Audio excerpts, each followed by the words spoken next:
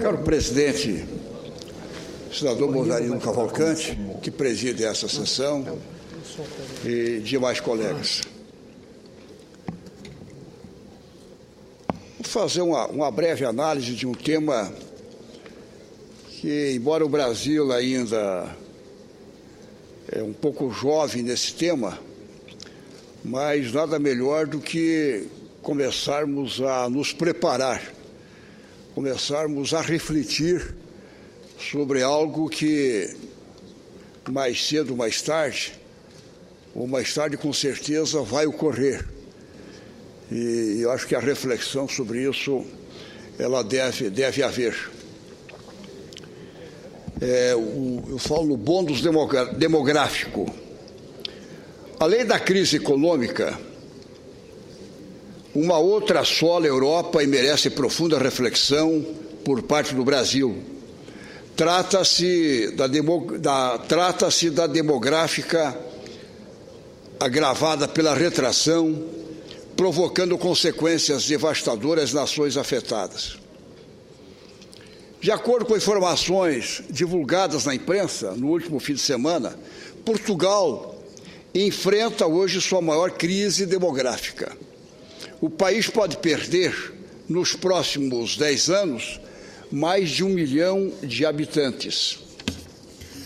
O declínio da natalidade é antigo na Europa, mas era parcialmente compensado pelos imigrantes que têm número maior de filhos. Então, na medida que muitos imigrantes iam para Portugal, outros países da Europa, e geralmente são os que detêm mais filhos. E isso houve uma época muito forte. Portugal teve queda forte na taxa de fecundidade. Hoje, em 1,28% de filho por mulher, 1,28 por cada senhora. A crise demográfica do país é mais grave que a de outras nações europeias, porque se alia à onda de imigração de mão de obra qualificada. Porque a mão de obra qualificada já está se comprovando que em Portugal ela procura outros países, em função de uma série de circunstâncias, a questão econômica, e procura outros países. E aí aumenta cada vez mais essa questão. A crise agravou a queda de fecundidade, por quê? Quanto maior a instabilidade na vida profissional, menor a vontade de ter filhos. Quem diz isso? É o demógrafo Jorge Malheiros, da Universidade de Lisboa. Hoje, o número de mortes já é maior do que o de nascimentos. E cerca de 1/5 da população, portanto 20%, tem mais de 65 anos. Índice menor apenas que os da Itália, Alemanha e Grécia. Não é difícil imaginar as consequências devastadoras desse fenômeno em longo prazo. O Brasil, apesar de não apresentar os índices alarmantes da Europa, vive um fenômeno curioso e que merece nossa atenta reflexão. Desde os anos 70, está em curso um processo de transformação em nossa pirâmide etária, influenciada por uma série de fatores distintos, mudanças comportamentais, econômicas e culturais. O fato é que as taxas de fecundidade tiveram redução no período e, ao que tudo indica, continuarão caindo. Muitos de nós, já na idade madura, somos parte de famílias grandes, de 6, 8, 10 filhos, como a nossa própria de 9.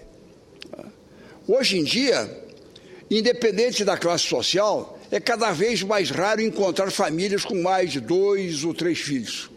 Hoje já é, como diz a moda, já é prática não ter mais de 2, 3, é por aí. E há um certo tempo, na década de 70, era tradição ter 7, 8, 10, 12. Esse fenômeno, de certa forma, explica um pouco do que ocorre em nossa economia atualmente. Apesar dos baixos índices de crescimento econômico, as taxas de emprego continuam elevadas. Ajuda a explicar isso. O demógrafo Eduardo Rios Neto, em entrevista à revista Piauí, chama o fenômeno de transição demográfica. Num primeiro momento, a mortalidade e fecundidade altas, com crescimento populacional próximo de zero.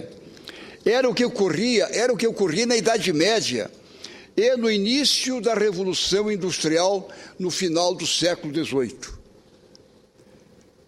Num momento depois, num segundo momento, a mortalidade começa a cair numa velocidade maior do que a queda da natalidade, o que eleva o ritmo de aumento da população. Por quê? Na segunda época, no segundo momento, começou a questão da longevidade começou a surgir, e aí, porque tinha uma época da Idade Média, aí, nos anos da área industrial, a média das pessoas é 45, 46, 47 anos. E depois começou devagarinho a ter uma longevidade maior, e aí começou a aumentar a população. Por fim, cai a fecundidade. E, no último momento, as duas taxas são baixas. Então, quando começou a não ser mais de 8, 10 filhos por família, começou a reduzir a 2, 3, como no último instante agora, e também com a longevidade, começa a haver esse equilíbrio, mais ou menos. Por fim, como eu digo aqui, cai a fecundidade e, no momento, as duas taxas são baixas. É quando ocorre o crescimento zero ou negativo, patamar no qual já se encontram vários países desenvolvidos, que são têm mais condições de poder de aquisição, e que o Brasil está se aproximando a esses países. Para se ter uma ideia, em 1980, cerca de 60% da população estava na faixa de 0 a 24 anos, enquanto 4% tinham mais de 65 anos. Quer dizer, em 80, cerca de 60% das pessoas eram jovens, até 24 anos. E mais de 65%, de 65 anos, apenas 4%. De acordo com a projeção feita pelo IBGE, vejam bem, de acordo com o IBGE, em 2050, o grupo mais jovem estará reduzido a 24%, e aqueles acima de 65 serão 23% da população brasileira. Praticamente começa a inverter essa pirâmide. Há duas repercussões do fenômeno, uma com efeitos mais perenes e outra de caráter temporário. Se há menos crianças, é possível investir em educação de mais qualidade e ampliar o seu alcance. O mesmo ocorre com a mão de obra. Se a oferta de trabalhadores diminui, a tendência é de que haja valorização e qualificação com incremento de renda. Há uma tendência forte de equalização social de forma duradoura. E é mesmo, quando menos crianças nascem, começa já até o jardim de infância. Uma época a educação era aos 7 anos, começava a querer alfabetizar a criança aos 7 anos.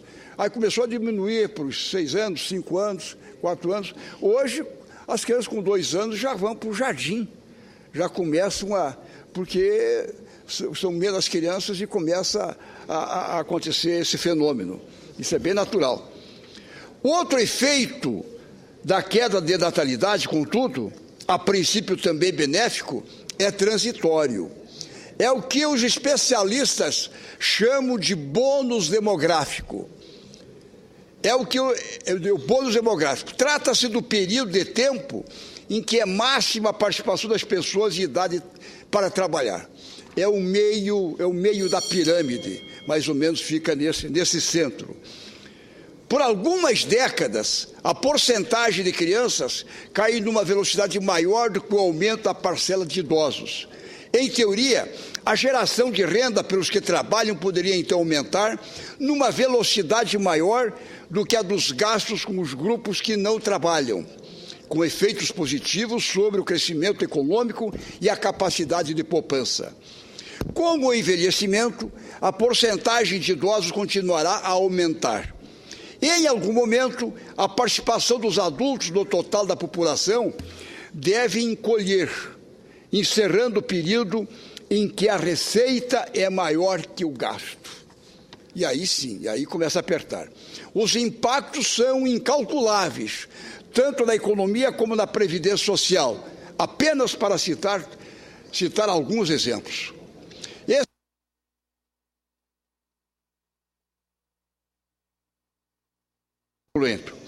Esse período de bônus teve início no Brasil nos anos 70 e deve terminar em cerca de 10 anos, de acordo com os estudiosos. Agora, que tratamos da fase em que a taxa de crescimento como um todo e também da população em idade para trabalhar diminuem, somente conseguiríamos crescer mais rapidamente elevando a produtividade dos trabalhadores. É a produtividade. Para tanto, é preciso ter ganhos qualitativos no sistema de educação, aliado ao forte investimento em infraestrutura, aproveitar essa fase produtiva com planejamento de longo prazo, sério e eficaz, é essencial para que possamos garantir o futuro do país. O mundo está nos alertando que não podemos ignorar